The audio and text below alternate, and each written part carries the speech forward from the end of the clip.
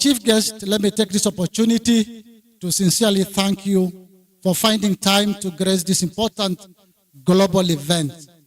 Today, chief guest, we join the global community to mark World Desertification and Drought Day, and Kitui County makes history as a venue for celebration of the national event for the World Desertification and Drought Day. And I want to take this opportunity to sincerely thank the Governor, Dr. Julius Malombe, for graciously accepting to host this global event. Waziri Governor Malombe used to be the chair of Kenya Water Towers Agency. Has been in this space for a very long time. Asante, Governor. Asante. Now, Waziri, 5 important issues. If you look at the theme for today, her land, her rights, indeed put women and girls at the forefront of global land restoration and drought resilience efforts. That is, women are major actors in our efforts to reduce and reverse land degradation. Indeed, investing in women's equal access to land and associated assets is a direct investment in their future and the future of humanity by extension. Our chief guest, Nema, recently undertook a study to establish the status of land ownership by women in Kitui County and how this is likely to impact on their participation in the achievement of LDN, that is land degradation neutrality. The finding is quite interesting. It shows that 71% of women in Kitui County have no land ownership status. Without secure land tenure, it is indeed difficult for women to carry out capital investment like restoration. Number 2, women and children suffer disproportionately from water scarcity, and that is why they trek long distance to access water. Equal land rights both protect land and advance gender equality. And as we celebrate this important global event today, I would like to urge each and every one of us to eliminate legal barriers to women owning land and to involve women in policy making. Let's support women and girls to play their part in protecting our most precious resource, which is land.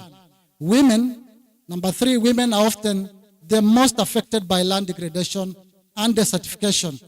Lack of land ownership and control over land by women exposes them to poverty, hunger, and gender-based violence.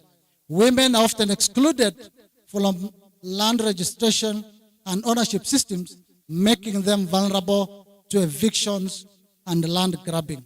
Our chief guest, this indeed must change. We must address the challenges that limit women's access to secure land tenure in our country, including discriminatory laws and policies, cultural norms and practices, access to information and resources, and lack of representation in decision-making processes. 4th, since the ability to own and control land is essential for women's economic empowerment and social status, we need women's land rights to achieve true equality.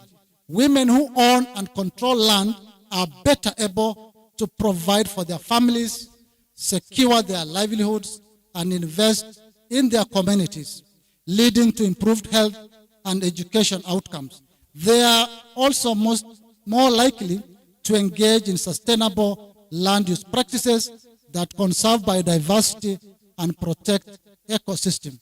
Lastly, our chief guest, by prioritizing women's land rights, we can achieve more equitable and sustainable outcomes for all and build a future of life in harmony with nature.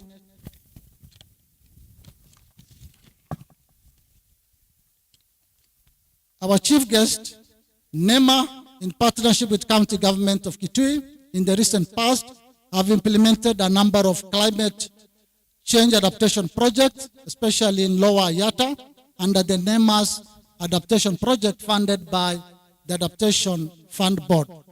And I want to take this opportunity to thank the county government for all the support that they've granted us in the implementation of a number of life-saving intervention projects in Kitui County. Lastly, our chief guest, I want to sincerely thank my board of management, represented here by Vice Chair Sophia and the board members, for all the support granted to management in delivering this successful national event in Kitui County. Lastly, I wish to thank all our partners and valued stakeholders for their support in ensuring that we have a very successful World Certification and Route Day here in Kitui.